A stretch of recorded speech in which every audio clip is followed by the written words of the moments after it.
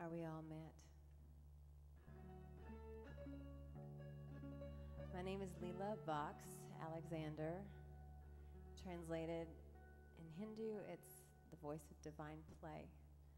It's a name that came to me when I was 30, and I realized I no longer fit in the skin I had been wearing. And looked in my closet, and nothing seemed familiar to me. The clothes seemed like they belonged to someone else.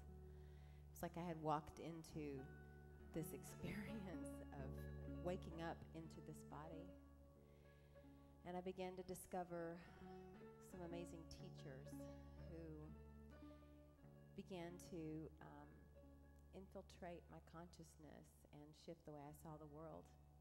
And when I felt very alone as an artist, like there's no one that would, quote, get me, I just imagined myself sitting in a circle with these amazing teachers, and in that process of meditation and writing, this poetry was born. I call it Embody, with mutterings of a teenage girl in her 30s.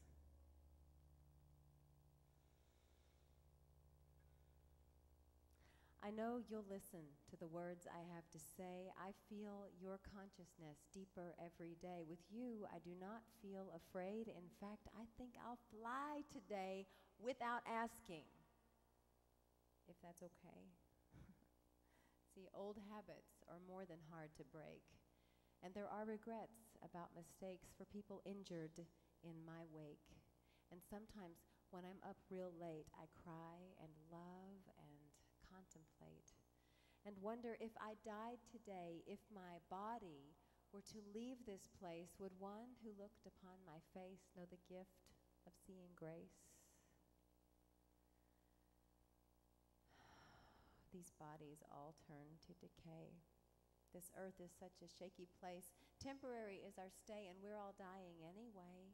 So why not make it count today? I used to love to be in pain, but now I see the little game. It's fun to watch the ego play, to scramble for another day before it all just falls away. Do you believe me when I say I left my body just today? Or do you start to get afraid and label me a crazy maid? Crazy, crazy for feeling so lonely. Songs like that, growing up in East Texas, were part of the soundtrack of my life. And the lesson was that women, especially, who were impassioned, were a little crazy. And what I've learned now is that those women were not crazy. They were simply trying to squeeze themselves down into a tiny little box that the genteel South asked them to be. Returning to the lotus posture, half lotus because I'm not quite that flexible. Who am I? I sit and ask, am I the one who loves to bask for hours on end in masculine attention? If I can see her, it must be that I am something more than she who sits and asks these never-ending questions. Consciousness chose me to be so that it could see through me, the wicked joy, the dark beauty, the dancing on the edge I see. The moment of awakening, the young winter, the aged spring. Yes, I said aged. Let's not be jaded. I remember once I stated that I hated one who loves to be elated, one inspired by living's inspiration. My heart was crushed beyond consolation, and so I resigned myself to be a lonely artist, to take my place among the dearly departed, misunderstood by my kin, keeping sunlight out, not in, dipping my spoon once again into the Ben & Jerry's. We laugh, but it is scary to think of our addictions. And I'll offer this prediction, and I'm not speaking fiction. Unless we make a drastic change in the way we choose to eat, see food as fuel and not just a treat, until we choose to look inside and feel the feelings eating hides and get swept under by the tide of giving up and living life and choosing not to be a slave like those who suffered in the sugar trade. Slavery still goes on today. If we don't see it, we're enslaved. If we don't rise up against self-destruction, initiate a massive reconstruction, learn to practice more self-care, stop the self-inflicted biochemical warfare, then one day we will find ourselves flipping through the pages of an antique book, and it will read about our time. The people wouldn't look at the history. They couldn't stop repeating. Rome had fallen. Empires are fleeting. Change can start with the way we're eating. Addicted to addiction. It can be to anything. From sweets to weed to an emotional feed. I've even been addicted to the lack of sleep and to blocking my own prosperity because that would interfere with my addiction to need. I'm grateful for the pain to see the patterns once enslaving me, and grateful now to know I'm free. And there's so much talk about freedom right now. Huge conversations. It would be an elephant in the room not to mention that right now there are people camping out right across from our courthouse here in Portland and all across the country and all across the world, and they're saying, freedom, I want to be free. There's the 99%. I can say I'm part of the 99%.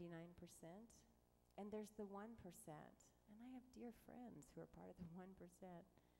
The 99% plus the 1% equals the 100%, which we are all a part of, and there's no denying it. The moment I try to separate myself from the top high executive, CEO of a company, I strip that person of their humanity, and I deprive myself of a connection with every single being that lives and moves and has its being. And so I say we are the 100%. And we are a family, and we've been dysfunctional to be true. And I believe that there's healing that's happening, and I believe it happens when we speak what is true for us and let the chips fall where they may. It was not polite in East Texas to talk of unladylike things. Poetry asked me to be born. It's not my place to sit and scorn some words that some may view as porn, so I write freely words like fuck. My pen, my spirit, drink them up. I took the red pill by the cup, or was it blue? I can't remember. I started having ego tremors. I looked in the mirror. I saw a stranger. I felt a connection with that kid in the manger. And the guy who sat under the Bodhi tree, I had a feeling he too was also me, and also Ramana Maharshi. And Madonna, now Esther, she's also me. Do you feel the connection? Are you starting to see there's no separation? I'm you. You're me.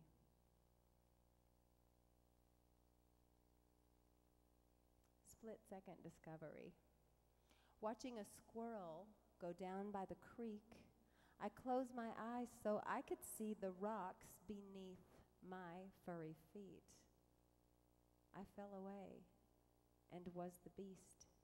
And then came the epiphany. Whether I'm a squirrel or a middle-aged girl, I'm the same at the source. I love this course of study in the human experience, and I disagree that ignorance is bliss. I think the one who said those words meant something more like this. Ignorance is easy. There's very little resistance. In fact, it is encouraged at our culture's insistence.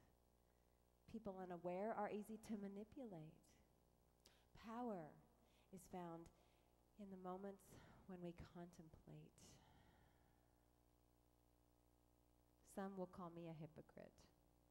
They'll say, this woman is unfit to talk on the subject of spirituality, but they'd be wrong because in reality, labels are our favorite malady. Who are you?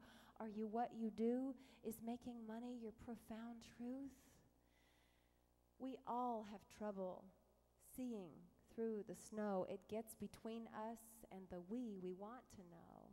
In the end, we see it all just like a TV show.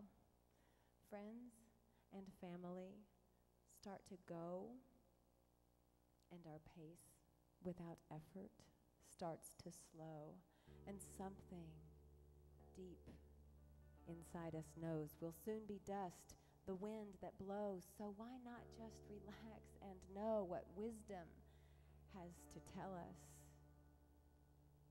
Our egos will fail us and often derail us, all the while leading us home to the center of ourselves where pure awareness dwells, and we drop the ego veil, give our souls room to sail in waters that will shake our big assumptions so we can progress and move forward for the young ones.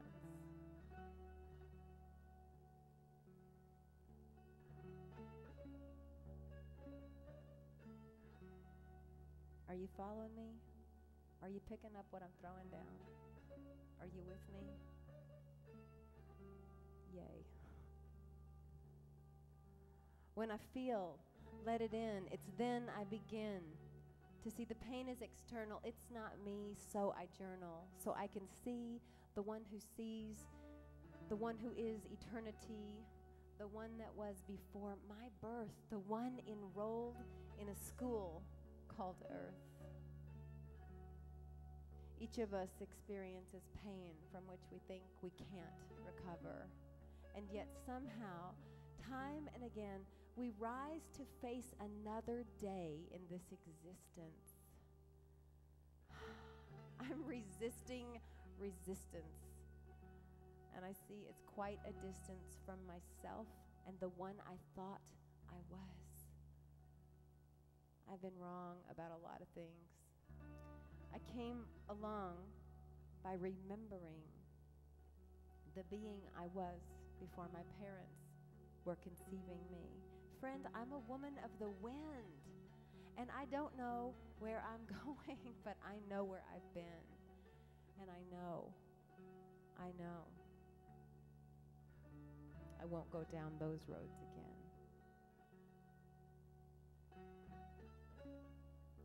What if you and I could connect every day with every single other person on the planet? Every day. What if you and I could meet somewhere in the ethers every day and just send each other love, send each other gratitude, connection, knowing that we are somehow part of this macro organism called life? I had a vision that's now become a movement. 43 people strong on Facebook and growing. One for one at one. It's easy. Just take 1 minute every day at 1 o'clock to be in oneness with each other.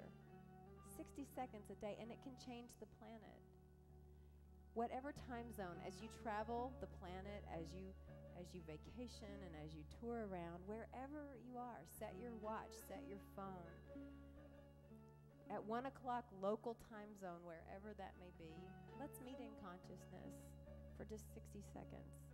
One for one, at one. And in doing so, we create an energy, an orbit around the globe. Do you see that? Do you feel that? The possibility in that, how big that is? John Lennon asked us to imagine. He laid the groundwork down for us. Imagine. What if we just imagined at 1 o'clock every day, one for one, at one? Imagine all of those things that John sang about.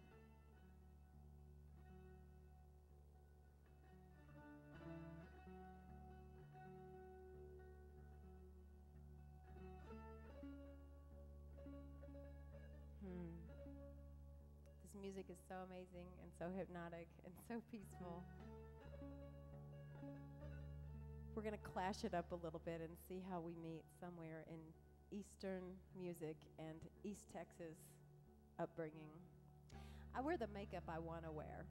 Though some say it's too much, my question is, why do they care? Projection is their crutch. How much of what annoys us is not in someone else? The one who makes us crazy is one and the same ourselves, and it doesn't matter where we travel to dwell. The human experience can be a traveling jail. And freedom can't be found in some far-off place. It's the final frontier. It's inner space. Inner space.